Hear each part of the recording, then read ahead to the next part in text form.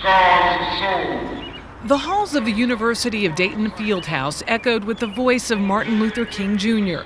The November 1964 speech was powerful and passionate in its optimism. We have come a long, long way in the struggle to make civil rights a reality. King was in Dayton, Ohio to raise funds for his civil rights agenda.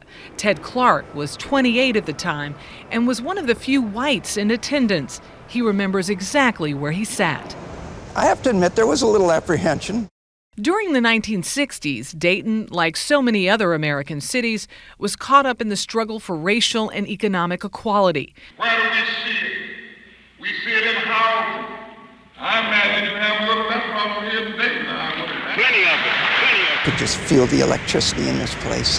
It was unbelievable. And I am absolutely convinced that the system of segregation is on its deathbed today. Over time, the recording had been forgotten until Professor Emeritus Herb Martin stumbled across it. So I was going to tape over it, but luckily fate kept me from doing that. Martin collected used reels to re-record his performances of poet Paul Laurence Dunbar. Jump back, honey, jump back. A hobby which inspired a documentary by independent filmmaker David Schock. That's how Schock and Martin came to hear the King speech. You think, wow, this is really something of value. Nonviolence gives you the power to stand up here and now against the evils of our day.